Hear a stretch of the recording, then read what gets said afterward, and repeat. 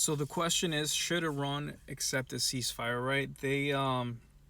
They keep saying no, and it seems like they are more willing than the U.S. and Israel to prolong this war. Right? They can make this a war of attrition. They feel like they have a lot of missiles, a lot of firepower that can outlast the will of both Israel and the United States to continue this war. Which, they might be right, because you see in the U.S., the people are not wanting this war to continue, right? They're fed up, they are done with it.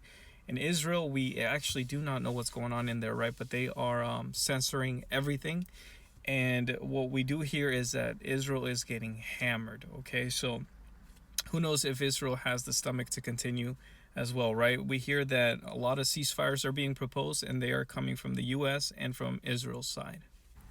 But at the same time, Iran is getting hammered, right? They are their bridges, their a lot of civilian infrastructure, and it looks like is being hammered. So Iran has a lot to lose here too, right? So they need to figure out if it's worth it to keep going, right? But they feel like if they go along with this ceasefire, right, it's not going to change anything, because they feel like in months from now, Israel and the U.S. are going to attack them again, right? So they want guarantees that the war is over, that they won't be attacked.